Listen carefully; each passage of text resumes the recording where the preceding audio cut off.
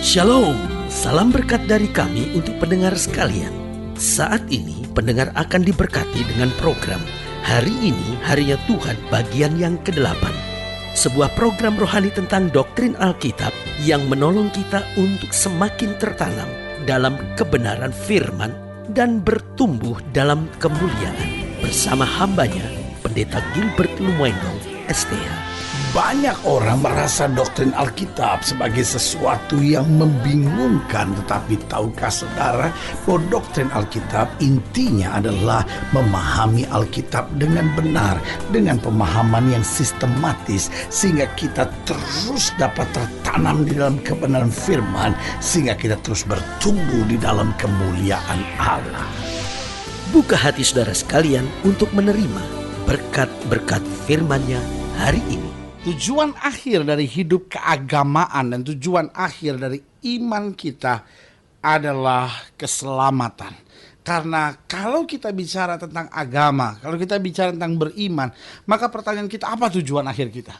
Apakah sekedar hanya mendapat bahagia di bumi? Apakah sekedar, oh iya karena saya diciptakan Tuhan, ya saya harus percaya bahwa Tuhan itu ada? Ataukah sekedar bahwa ya saya membutuhkan mujizat dalam hidup saya, karena itu saya perlu beriman, saya perlu beragama, sehingga saya akan lebih cepat mendapat mujizat dalam hidup saya. Saudaraku yang kasih dalam Tuhan, kalau kita mau berpikir lebih luas dari segala sesuatunya, maka tujuan akhir dari hidup keberagamaan kita, bahwa tujuan akhir dari iman kita sebetulnya adalah untuk beroleh keselamatan. Itu sebabnya setiap agama bicara tentang sorga. Itu sebabnya setiap agama bicara tentang keselamatan.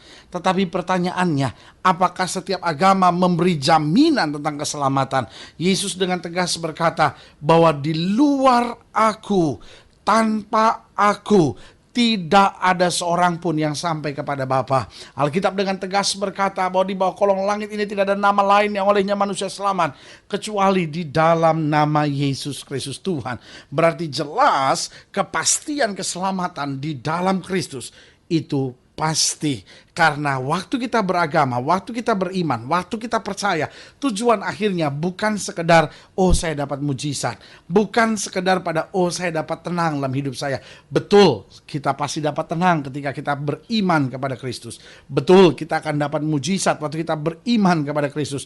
Betul, kita akan lihat banyak hal-hal yang luar biasa dalam hidup kita kalau kita percaya pada Kristus. Tetapi ingat, di ujung akhir sana, sorga itu pasti bagi kita. Haleluya.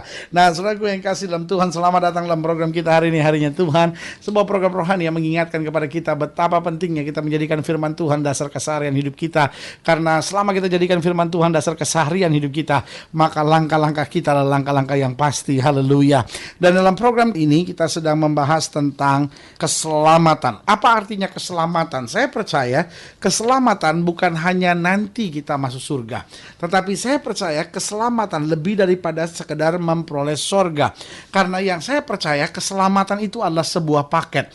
Apa artinya paket dari keselamatan? Keselamatan dimulai waktu kita buka hati untuk menjadikan Yesus sebagai Tuhan dan Raja dalam hidup kita. Kenapa kita buka hati dan menerima Yesus sebagai Tuhan dan Raja? Karena kita tahu bahwa dunia gak punya kepastian buat hidup kita, bahwa dunia gak punya jalan keluar buat kita. Lalu kita buka hati, kita mengizinkan Yesus masuk dalam hati kita untuk menjadi Tuhan dan Raja dalam hidup kita. Lalu waktu kita buka hati, maka yang pertama adalah isi dalam paket itu. Apa isi paket itu? Yang pertama, isi paket keselamatan itu, yang pertama, kita beroleh damai sejahtera. Waktu kita buka hati untuk menjadikan Yesus sebagai Tuhan dan Juru Selamat, betul mungkin gak semua masalah kita bisa langsung selesai pada saat itu, tapi yang pasti ada damai sejahtera, ada sukacita yang dunia gak pernah bisa berikan. Kenapa? Karena damai sejahtera itu diberikan oleh Kristus. Suasana sorga masuk dalam hidup kita. Lalu yang kedua, bukan hanya ada damai sejahtera, lalu yang kemudian terjadi adalah pengampunan dosa. Haleluya. Setelah ada damai sejahtera, ada pengampunan dosa, bahwa setan gak bisa tuduh kita lagi, setan gak bisa belenggu hidup kita lagi. Kita ada kebebasan, ada kelepasan kelepasan karena dosa kita diampuni. Lalu yang ketiga, kita ada kekuatan untuk menghadapi pergumulan, kita ada kekuatan untuk menghadapi masalah. Karena kita berkata, jika Allah di pihak aku, tidak ada yang dapat melawan aku. Lalu yang keempat, bukan hanya ada damai, ada pengampunan dosa, ada kekuatan, tapi apa yang terjadi? Ada mujizat demi mujizat dalam hidup kita. Lalu bukan hanya ada mujizat, lalu yang selanjutnya akan ada pengalaman kemuliaan yang kita terima bersama dengan Tuhan. Dan kemudian bukan hanya pengalaman kemuliaan bersama dengan Tuhan, di akhir segala-galanya dari paket keselamatan itu, kita akan bersama dengan Kristus sampai selama-lamanya di sorga, rumah Bapa yang kekal. Haleluya. Berarti saudaraku yang kasih dalam Tuhan, keselamatan bukan hanya oh ya saya nanti akan berada di sorga, tapi keselamatan dari mulai kita mengaku percaya sampai kita akhiri segala sesuatunya, kita mengalami semuanya bersama dengan Kristus. Haleluya. Nah, dalam Roma pasal 10, dalam Roma pasal yang ke-10 ayat yang keempat sampai ayat yang ke-15, demikian firman Tuhan. Sebab Kristus adalah kegenapan hukum Taurat, sehingga kebenaran diperoleh tiap-tiap orang yang percaya. Sebab Musa menulis tentang kebenaran karena hukum Taurat. Orang-orang yang melakukannya akan hidup karenanya. Tetapi kebenaran karena iman berkata demikian, jangan katakan di dalam hatimu, siapakah akan naik ke sorga, yaitu untuk membawa Yesus turun, atau siapakah akan turun ke jurang maut, yaitu untuk membawa Kristus naik dari antara orang mati. Tetapi apakah katanya? Ini, firman itu dekat kepadamu, yakni di dalam mulutmu dan di dalam hatimu. Itulah firman iman yang kami beritakan. Sebab jika kamu mengaku dengan mulutmu bahwa Yesus adalah Tuhan dan percaya dalam hatimu bahwa Allah telah membangkitkan dia dari antara orang mati, maka kamu akan diselamatkan. Karena dengan hati orang percaya dan dibenarkan, dan dengan mulut orang mengaku dan diselamatkan. Karena kitab suci berkata, barang siapa yang percaya kepada dia tidak akan dipermalukan. Sebab tidak ada perbedaan antara orang Yahudi dan orang Yunani. Karena Allah yang satu itu adalah Allah dari semua orang, kaya bagi semua orang yang berseru kepadanya. Sebab barang siapa yang berseru kepada nama Tuhan akan diselamatkan. Tapi bagaimana mereka dapat berseru kepadanya jika mereka tidak percaya kepada dia?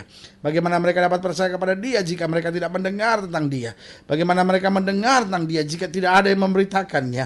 Dan bagaimana mereka dapat memberitakannya jika mereka tidak diutus? Seperti ada tertulis, betapa indahnya kedatangan mereka yang membawa kabar baik. Nah, saudaraku yang kasih dalam Tuhan, di sini Alkitab mau menggambarkan buat kita tentang kepastian keselamatan yang diberikan. Makanya Alkitab dengan tegas berkata, sebab jika kamu mengaku dengan mulutmu bahwa Yesus adalah Tuhan dan percaya dalam hatimu bahwa Allah telah membangkitkan dia dari antara orang mati, maka kamu akan diselamatkan. Nah, keselamatan bukan sekedar akhir, tapi keselamatan juga adalah bagian dalam kehidupan kita. Yang saya bilang tadi, bahwa kita akan hidup dalam kemenangan, kita akan hidup dengan kekuatan, kita akan hidup dalam kuasa. Nah, persoalannya, bagaimana kita merebut paket keselamatan yang luar biasa tadi yang sudah saya sampaikan. Bahwa keselamatan bukan hanya, oh ya nanti kalau saya mati masuk surga, lalu sekarang saya hidup menderita, saya hidup sengsara. Saya memang tidak bilang bahwa hidup Kristen tidak akan ada masalah, tapi yang saya mau bilang, hidup Kristen tidak akan menderita. Karena di tengah masalah, kita tetap dapat melihat kemuliaan Tuhan. Di tengah masalah, kita dapat melihat tetap kuasa Tuhan. Nah, bagaimana kita memperoleh keselamatan itu? Yang pertama, kata Alkitab jelas, percaya di dalam hati kita. Artinya apa? Artinya kita buka hati. Bukan sekedar, oh ya saya punya agama. Oh ya orang tua saya beragama Kristen, karena itu saya beragama Kristen. Karena selalu saya bilang, agama bukanlah warisan, agama adalah keputusan. Jangan berpikir bahwa karena saya lahir dari keluarga beragama, maka otomatis saya beragama. Sama sekali berbeda. Karena bicara tentang agama, mungkin itu bicara tentang kelahiran. Tapi bicara tentang iman, bicara tentang keyakinan, itu bicara tentang keputusan. Kita bisa saja beragama Kristen, tapi bukan orang Kristen. Apa artinya? Oh ya agama saya Kristen, tapi saya hidup dengan zina, saya hidup dengan minum mabuk. Saudaraku yang kasih dalam Tuhan, pantaskah orang seperti itu disebut Kristen? Saudaraku yang kasih dalam Tuhan, agamanya mungkin Kristen, tapi hidupnya sama sekali gak menggambarkan ciri sebagai orang Kristen. Tetapi waktu kita ambil keputusan, Tuhan aku tinggalkan dosa, aku menerima Yesus, aku menjadikan Yesus sebagai Tuhan dan Raja dalam hatiku, aku percaya dalam hatiku, aku tidak mengandalkan kekuatanku sendiri, aku tidak mencari kesenangan-kesenangan duniawi, aku tidak hidup dengan ambisi-ambisi daging, tapi aku mulai menjadikan Yesus yang paling utama dalam hidupku. Saudaraku yang kasih dalam Tuhan, waktu kita percaya dalam hati kita bahwa Yesus adalah Tuhan, bahwa Yesus adalah Raja, bahwa Yesus adalah penguasa segala-galanya, dari situ paket keselamatan itu kita mulai. Lalu yang kedua, bagaimana kita meraih paket keselamatan itu? Yang pertama, percaya dalam hati kita. Lalu yang kedua, mengakui dengan apa? dengan tindakan-tindakan kita. Mengakui dengan apa? Dengan perkataan kita. Dan otomatis karena kita mengakui dengan perkataan kita, berarti kita juga mengakui dia dalam tindakan-tindakan kita. Bagaimana mengakui dia dalam tindakan-tindakan kita? Artinya, segala perbuatan kita sedang mengaminkan firman Tuhan dalam hidup kita. Artinya, kalau Alkitab berkata jangan membalas yang jahat dengan yang jahat, itu yang kita lakukan. Ada banyak orang betul mulutnya ngomong Yesus itu Tuhan, tapi perbuatannya sama sekali tidak menggambarkan bahwa dia ciri sebagai anak Tuhan. Berarti yang pertama kita harus percaya dalam hati. Yang kedua mengaku dengan perkataan. Tetapi mengaku dengan perkataan ini harus terbukti dalam apa? Dalam tindakan kita. Dan yang ketiga, akhirnya kita harus bertindak dengan perbuatan. Artinya apa? Setelah saya mengakui dengan perkataan yang akhirnya berbuah dengan tindakan, maka tindakan kita harus kemudian memuliakan Kristus. Kita harus bertindak dengan perbuatan-perbuatan kita. Jadi apa artinya kita percaya dengan hati, mengaku dengan mulut, coba bertindak, tetapi akhirnya perbuatan-perbuatan kita bertentangan dengan apa yang kita akui dan kita percayai. Saudaraku yang kasih dalam Tuhan, di sini letak persoalan dengan banyak orang Kristen. Oh, kita percaya, kita mengakui dengan perkataan, bahkan juga dalam tindakan, kita ke gereja, kita beribadah, tapi kemudian perbuatan-perbuatan kita, kata Alkitab, adalah perbuatan-perbuatan kegelapan. Tapi sebagai hamba Allah, saya mau ingatkan sekali lagi, bahwa masing-masing kita disediakan paket keselamatan. Paket keselamatan bukan hanya nanti mati surga, tetapi kita dapat damai, kita dapat pengampunan, kita dapat kekuatan, kita dapat mujizat, kita dapat pengalaman kemuliaan, dan kita memperoleh kepastian surga. Persoalannya, maukah kita percaya dalam hati kita? Maukah kita mengakui dengan perkataan kita? Maukah kita bertindak dalam perbuatan kita sehari-hari? Maka apa yang terjadi?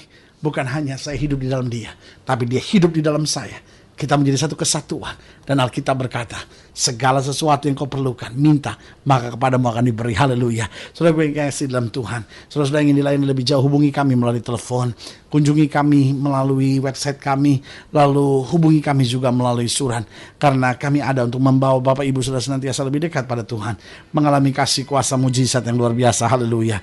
Melalui program ini secara khusus saya juga mau berdoa untuk setiap saudara yang sakit, setiap saudara yang berbeban berat, setiap saudara yang dalam goncangan rumah tangga, dalam goncangan badai masa muda, atau dalam kesulitan keuangan.